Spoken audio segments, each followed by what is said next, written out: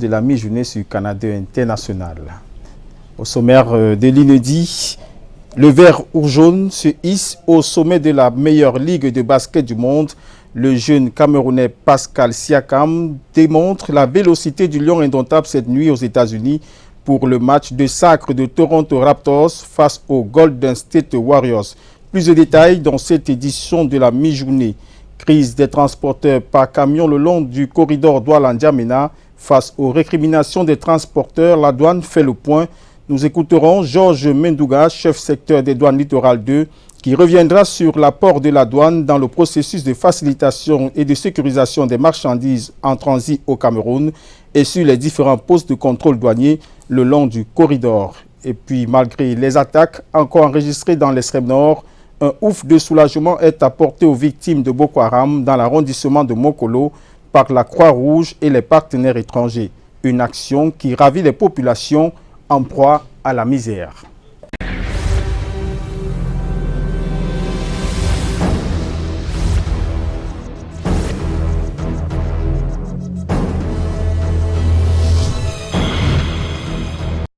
Comme on vous l'annonçait en titre, c'est de l'inédit, l'exploit qui sonne fort dans toute l'Afrique et le monde du sport. Le jeune Camerounais Pascal Siakam vient de faire briller sur le toit du monde le drapeau vert ou jaune cette nuit aux États-Unis pour le match de sacre de Toronto Raptors face aux Golden State Warriors.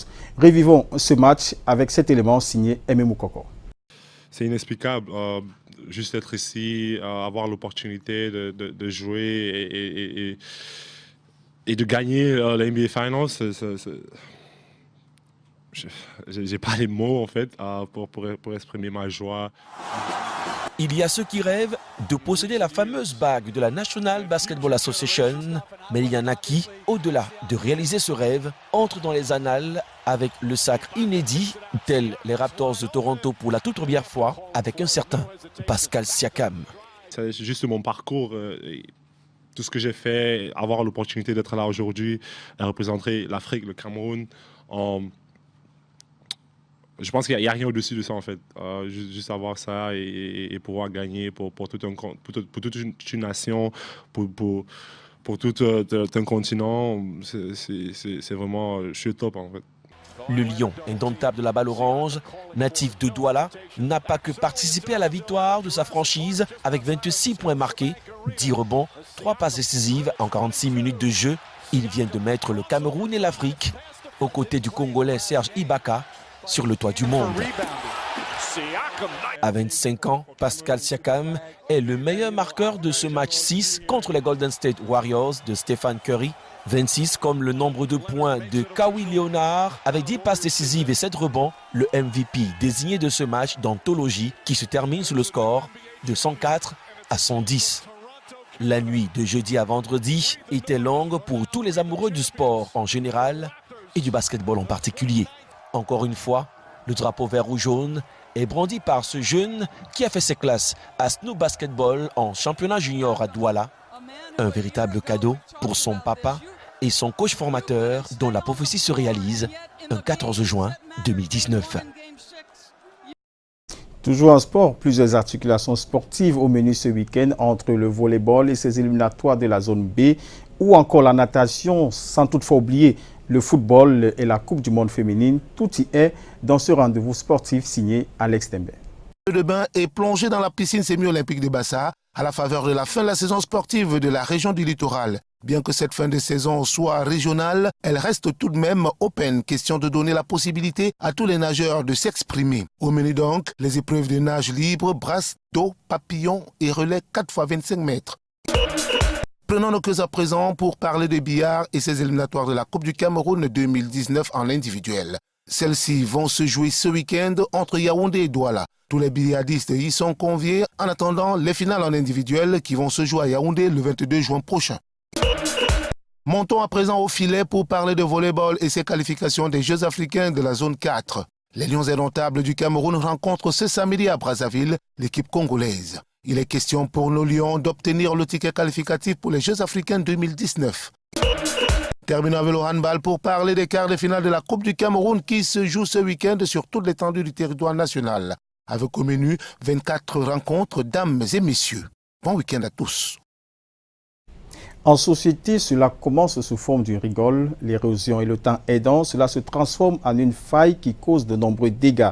Le ravin au lieu-dit Niala Burkina, c'est à Douala, menace les riverains. La route principale s'enlise à chaque tombée de pluie et un doigt accusateur est pointé sur le chantier du nouveau château d'eau de Niala. Yacet Trésor-Tanon et Henri Tinda pour plus de détails. Valérie, chaque matin, peine à se frayer un passage dans ce coin de Niala dans l'arrondissement de Douala 3e. Il y vit depuis des années et l'érosion menace les riverains. Avant, les voitures passaient, ça descendait jusqu'à ce niveau, puisqu'on avait le caniveau-ci.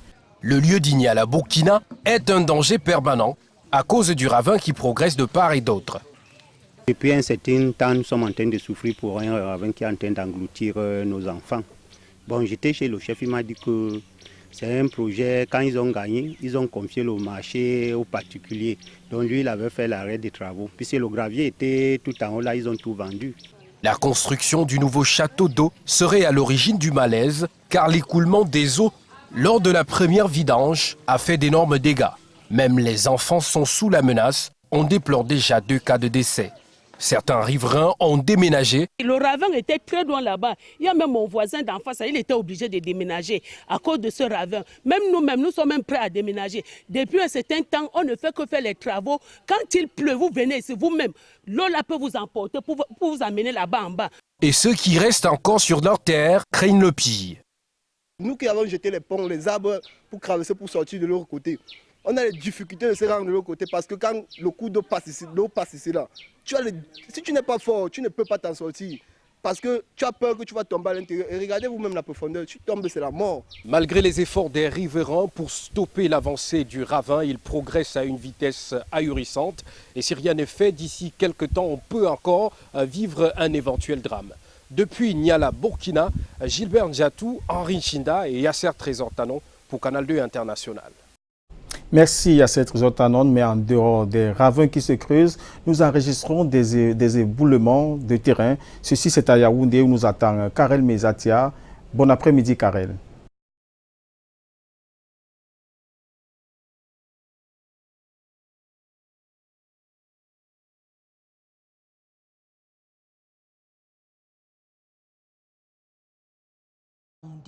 Tsogoeli Eric, 28 ans, englouti par un éboulement de terre au lieu-dit 2 chevaux est passé de vie à trépas. Le jeune enseignant avait accepté un job de vacances dans un chantier de construction à haut risque au regard de la situation géographique. Le corps sans vie de la victime a été retiré sous terre par les sapeurs-pompiers avec l'aide des populations et conduit dans la morgue la plus proche. À la question de savoir que s'est-il réellement passé, je vous propose d'écouter un témoin qui a vécu la scène. Il s'exprime au micro de Serge Nkapseux et Bertrand Chassé. Oui, c'était un jeune monsieur en question, un grand frère du quartier qui venait travailler. Il a l'habitude de travailler dans ce chantier. Donc ça arrivait, on l'a demandé de creuser les fouilles là avec ses collègues, ses compagnons du travail. Et il était placé là, sur cet endroit précisément, en train de creuser les fouilles. Et à sa bonne surprise, il y a eu un effoulement de terre sur lui. Donc ça l'a surpris la terre et il voulait un peu s'adosser sur le mur là. Et c'est comme ça que la terre s'est retrouvée sur lui. Donc il ne pouvait, le temps de se débarquer que nous on arrive pour retirer la terre sur lui était un peu trop tard. Triste nouvelle. Naturellement, nous y reviendrons ce soir au journal présenté du 19h50. De la tristesse à cette information un peu plus joyeuse. Bonne nouvelle pour les déplacés internes des régions du nord-ouest et du sud-ouest. Un convoi d'aide humanitaire à eux destiné est en route. Denrées alimentaires, matériel de couchage et autres petits matériels qui permettront de répondre aux premiers besoins aux besoins de première nécessité. Les détails dans ce sujet réalisé par Arnaud Gefak et Lionel Nkapfeu. Des véhicules sont apprêtés. Initiation d'un convoi militaire à destination des régions du nord-ouest et du sud-ouest. Ce qui intéresse le plus, ce sont les contenus. Camions chargés de denrées, matériel de couchage et petits matériels, savamment constitués par le plan d'aide humanitaire d'urgence destiné aux déplacés internes de la crise sociopolitique qui sévit dans ces deux régions. Les quantités sont à la mesure du besoin. Il y a 40 camions à partir de Yaoundé et 15 camions à partir de Douala. Ça fait donc 55 camions pour environ 75 000 déplacés internes dans les deux régions. Le ministre de l'administration territoriale, l'ambassadeur, chef de délégation de l'Union européenne au Cameroun et tout le gratin des autorités administratives de la région du centre se font témoins ici à l'esplanade de l'hôtel de ville de Yaoundé avant le décollage. C'est une réponse que le gouvernement camerounais envoie face aux souffrances des populations concernées. C'est important dans le sens de l'aide humanitaire. Le gouvernement répond ainsi au plan d'assistance humanitaire d'urgence et en tant que membre de la communauté internationale, il y a également à ce niveau une mobilisation pour soutenir les populations déplacées de ces deux régions. L'envoi de ces cargaisons d'aide humanitaire est une prescription du chef de l'État, conséquemment au travail irrelatif engagé depuis plus d'1 an. Et cette autre bonne nouvelle, lueur d'espoir pour les conditions de vie des artistes et des écrivains, la Commission des arts et lettres a été pourvue en ressources humaines pour que le soutien aux artistes malades et autres ayant droit décédés, ayant droit donc aux droits d'auteur, soit effectif. On en parle en plus détail avec Ghislain Pierre et Sono et Hubert Noutier.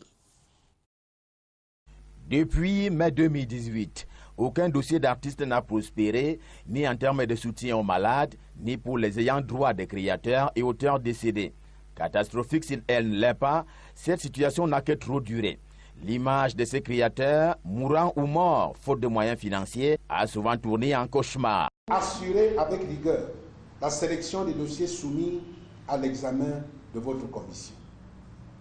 L'heure n'est donc plus aux polémiques qui démobilisent les énergies et aux justifications des insuffisances. Le moment n'est plus au rappel de quelques malentendus survenus dans un récent passé portant sur les débats autour des sujets insolites. Pourtant, un compte d'affectation spéciale est prévu depuis décembre 2011. La Commission des arts et lettres, qui devait gérer, s'est vue gouverner par le tripatouillage, l'exhibition et le folklore. La vraie question de la culture, c'est la question de sa production à une échelle industrielle et de sa distribution.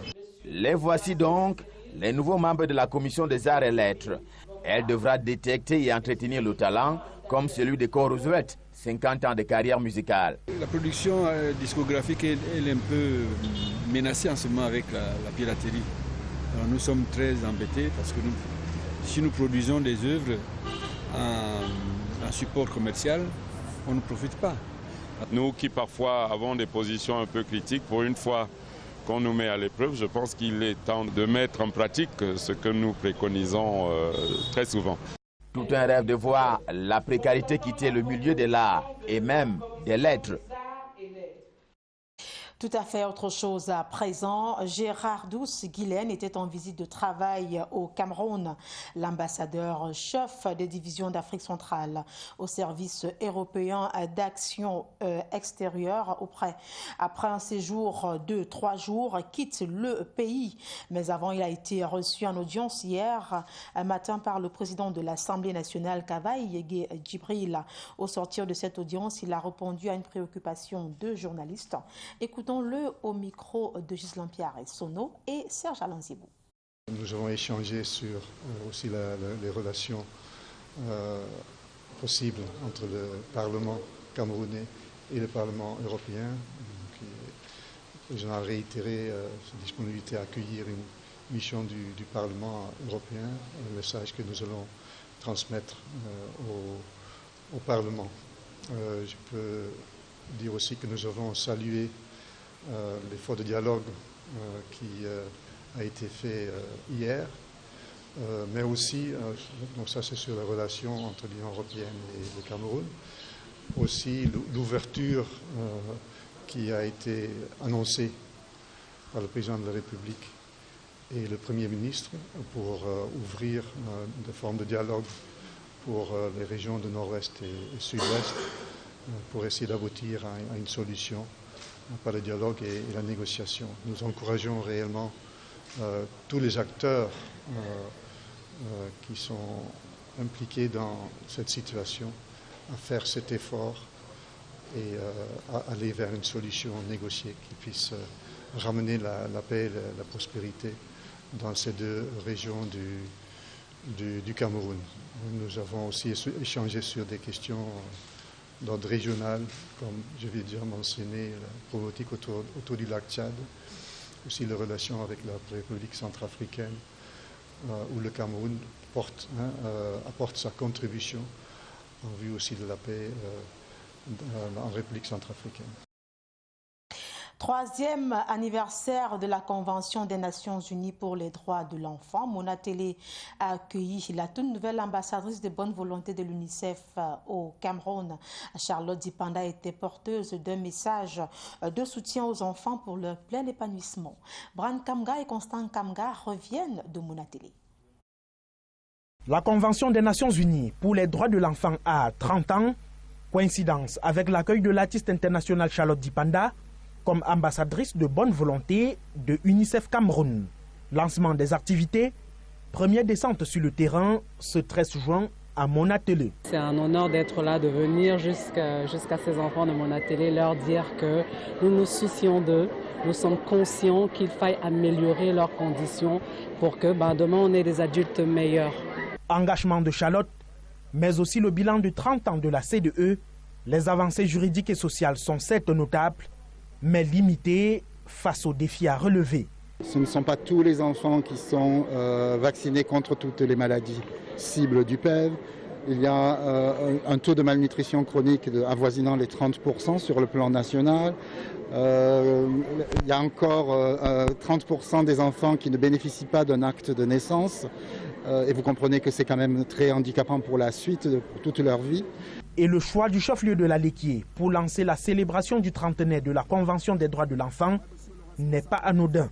Le choix de Mona Télé nous interpelle à plus d'un titre, à œuvrer davantage pour les droits des enfants, à faire la situation actuelle et de voir comment l'améliorer. La Convention des droits de l'enfant a été adoptée le 20 novembre 1989. Bien bravo pour elle. Les enfants eux-mêmes ne baissent pas la garde et la place des fêtes de Mona Télé est le lieu d'expression des besoins de tout petits dont la vie de certains a changé grâce au respect de leurs droits.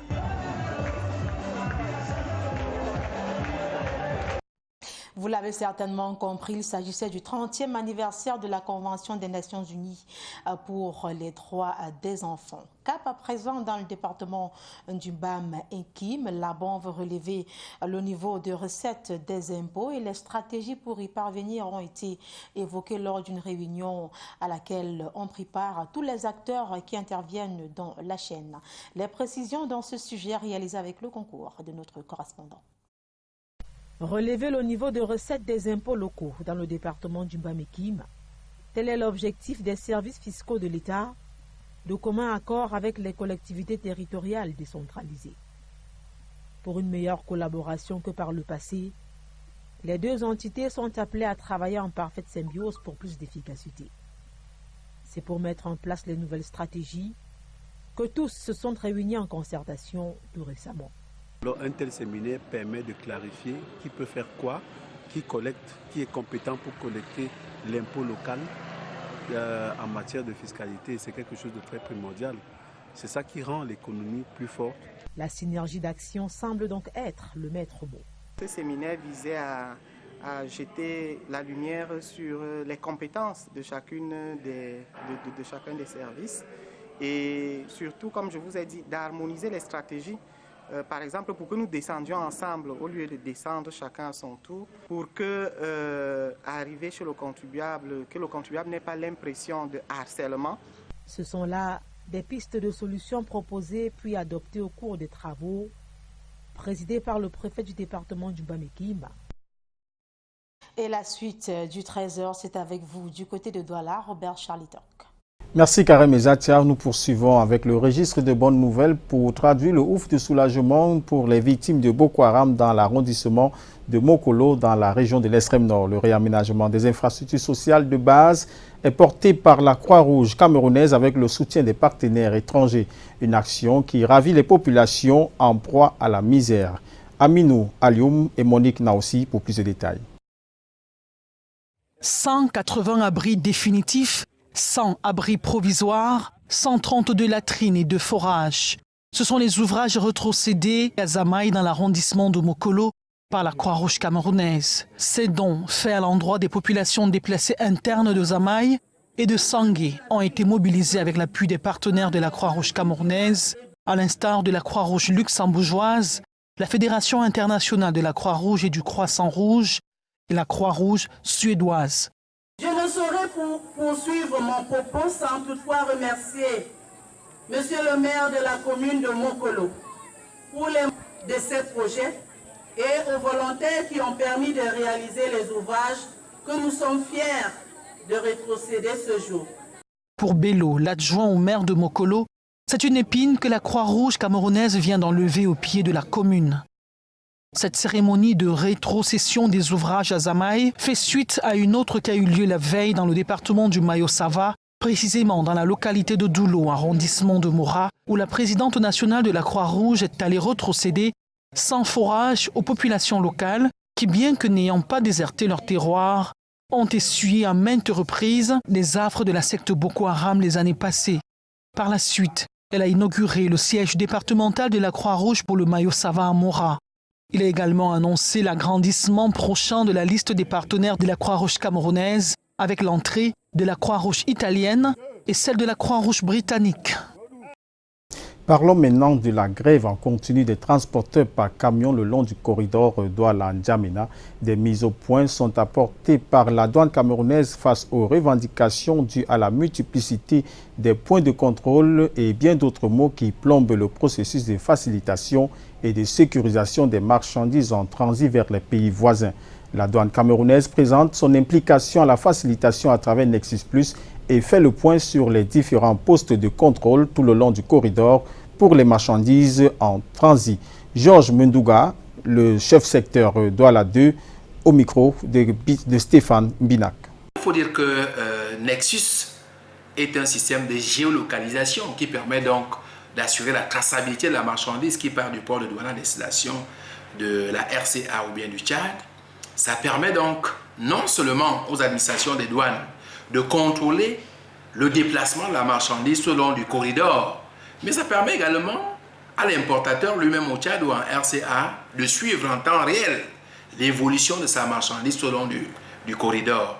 Donc quand une marchandise part du port de Douala, il n'y a que 3 points de contrôle qui sont prévus au niveau de la douane à destination, que ce soit la RCA ou du Tchad. Et donc question de s'assurer, et nous déjà a pris note dans ce sens, de demander d'appliquer de manière stricte les contrôles uniquement à ces 3 points de contrôle qui sont bien répartis en partant de Yassa au sortie de la ville de Douala. Selon qu'on va en RCA ou qu'on va au Tchad, vous avez Bonis et vous avez à la frontière, selon que vous passez par Garouaboulaye ou par Kenzou, vous avez juste un point de contrôle. Donc la douane veille à ce que les marchandises ne soient pas contrôlées hors de ces points de contrôle et c'est en cela que ça facilite. En santé, les MILDA pour protéger les populations du paludisme. La 3e campagne nationale de distribution gratuite des moustiquaires imprégnés à longue durée d'action est effective. Dans le littoral, le gouverneur Samuel Dieudonné Varadiboa appelle toutes les couches sociales à s'impliquer pour que cette opération puisse aider à combattre le paludisme. Lil Piedjou et Marius Krossou ont assisté à la cérémonie.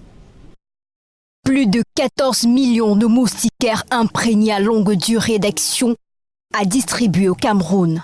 Dans la région du littoral, plus de 400 000 ménages vont se partager plus d'1 million de moustiquaires. Daniel est l'un des bénéficiaires de cette première phase de distribution. De moins en moins, j'aurai des enfants qui seront atteints du paludisme. L'avoir, c'est bien, mais l'idéal, c'est de savoir comment l'utiliser. Lorsqu'on est couché, la moustiquaire doit être enfilée sous le lit, bien enfoncée sous le matelas pour que les moustiques n'y entrent pas. Cette troisième campagne nationale de distribution gratuite de moustiquaires imprégnés, lancée ce jeudi par le gouverneur de la région du littoral, témoigne de la volonté des pouvoirs publics de protéger la population. Que l'État du Cameroun, avec l'appui de ses partenaires au développement, notamment le Fonds mondial de lutte contre le sida, la tuberculose et le paludisme, a entrepris de mettre en œuvre la distribution gratuite de Minda à toute la population. Cette opération va se faire en 2 phases dans le littoral. La phase 1 comprend les districts de santé de Bangé, Boko, Cité des Palmiers, Deido, Edea, Chapouma, Lobaba, Manoka, Ndom, Gambé, Bonjokouma et Yabassi. La seconde, prévue en septembre 2019, impliquera les districts de santé d'Avo, Bonasama, Ibombari, Doum, Manjo, Banga, Melon, Newbel, Djobé-Pédia. Chacun à son niveau doit s'impliquer pour éradiquer de la région du littoral l'anophèle femelle, vecteur du paludisme. À l'étranger, l'Afrique et l'Europe ont un destin commun. Face aux défis de l'heure, la réponse doit être commune. Des propos de Gérard Larcher, président du Sénat français à l'ouverture de la 20e réunion de l'Association des Sénats d'Europe. Invité à ces travaux, le président du Sénat camerounais, Niat Difendi, dans sa prise de parole devant ses collègues, appelle à la coopération dans les crises qui secouent les 2 continents. Je vous propose d'écouter les 2 présidents des Sénats de France et du Cameroun au micro d'Éric Golf-Quacho. L'Afrique et l'Europe ne se parlaient jusqu'à présent qu'à titre bilatéral entre parlements. Désormais, tel ne sera plus le cas. C'est heureux, car aujourd'hui, parfois, les incompréhensions, les préjugés sont autant d'écrans qui s'interposent et fragilisent la confiance. En Europe, l'Afrique, pourtant si diverse, est parfois perçue, et trop souvent perçue, comme une agrégation de crise. En Afrique, l'Europe est parfois considérée comme une forteresse repliée sur elle-même. Si nous n'y prenons garde, l'Europe dans son ensemble risque de prendre ses distances avec l'Afrique et l'Afrique avec l'Europe. C'est par plus de coopération et de dialogue entre nos parlements et plus particulièrement entre les 2e chambres que nous pourrons trouver des solutions aux débats communs, notamment en matière de développement et de climat, de décentralisation, de lutte contre le terrorisme ou la crise migratoire, dont les conséquences sont importantes et impactent nos 2 continents.